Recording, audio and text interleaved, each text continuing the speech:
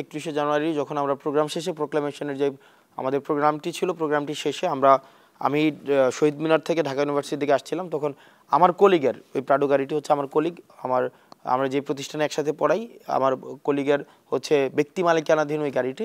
তখন দেখা যাচ্ছে যে মানুষের প্রচণ্ড ভিড় ছিল। তখন ওই আমার কলিগ আমাকে ওই তার গাড়িতে হচ্ছে উঠায় এবং দেখা যায় কি আমাদের অনেক কলিগের গাড়ি রয়েছে, আমি যতটা জানি যে আপনাদেরও হচ্ছে বিভিন্ন কলিগের গাড়ি রয়েছে। তো সেখানে ব্যক্তিগত প্রয়োজনে দেখা যায় আমরা কোনো একটা প্রয়োজন ওই গাড়িগুলোকে আমরা ব্যবহার করতে পারি। তবে আমার ব্যক্তিগত কোনো গাড়ি নেই।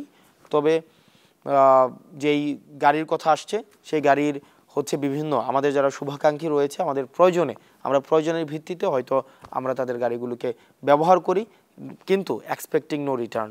দেখা যাচ্ছে যে হয় আমার পরিচিত ভাই এবং যারা আমরা ইউনিভার্সিটি সার্কেলে যারা ছিলাম এবং আমাদের সিনিয়র যারা আছে, অনেক সিনিয়রের অনেক অসংখ্য গাড়ি রয়েছে এবং আপনার অন্তত মানে 30 জন ব্যাচমেটের হচ্ছে নিজস্ব হয়তো গাড়ি এখন আছে এবং অনেক সিনিয়রের গাড়ি আছে। সুতরাং কোনো একটি যাতায়াতের জন্য একটা জায়গা থেকে একটা জায়গায় যাওয়ার জন্য একটি গাড়ি ম্যানেজ করা সেটাও খুব বেশি মানে কঠিন কোনো কাজ নয়।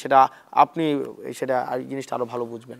আমরা দেখছি যে আপনাদের জুলাই স্মৃতি ফাউন্ডেশন যেটি রয়েছে সেখানে অনেকে যাচ্ছে কিন্তু টাকা পাচ্ছে না, এটি কেন? জুলাই স্মৃতি ফাউন্ডেশন যেটি করা হয়েছে এটি সম্পূর্ণ ডিসফাংশনাল এবং এটা প্রত্যেক দিন অভিযোগ আসছে এবং এটা মানে এক ধরনের লাল ফিতার দূরত্বের মধ্যে দিয়ে রেখে আমার কাছে মনে হয় এটা শুধুমাত্র আহতদের শুধুমাত্র কষ্টকেই বৃদ্ধি করছে।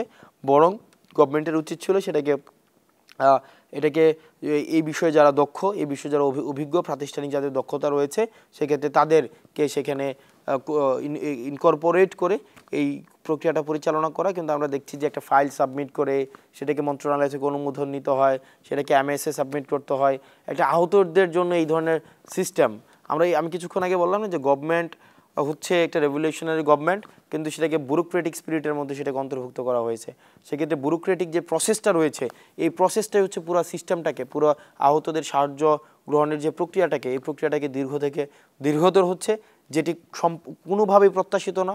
সরকারের অন্যান্য কাজ যদি থেকেও থাকে সেই কাজগুলিকে একপাশে রেখে সরকারের প্রথম উচিত প্রয়োজনে আলাদা টিম করে দিয়ে 5 মাস পরেও এই বিষয়টি নিয়ে আলোচনা করতে হচ্ছে, যেটি খুবই লজ্জার একটি বিষয় এবং এটি সরকারের জন্য অত্যন্ত দুঃখজনক একটি বিষয় যে 5 মাস পরে এসে আমাদের আহতরা এখনো পর্যন্ত টাকা পায়নি, তারা অভাবে রয়েছে। এই বিষয়টি নিয়ে এখন আমাদের আলোচনা করতে হচ্ছে। সরকারের দ্রুত এই বিষয়ে পূর্ণাঙ্গ সিদ্ধান্ত নিতে হবে। প্রয়োজনে এটি কোনো সংস্থার কাছে দিয়ে হোক, লোকবল বাড়িয়ে হোক, প্রয়োজনে হচ্ছে সেখানে নতুন করে লোক নিয়োগ করে হোক, এই বিষয়টিকে সেখানে ফাস্টেন করা উচিত। না হয় এই সরকারের এই ব্যর্থতার দায় অবশ্যই নিতে হবে।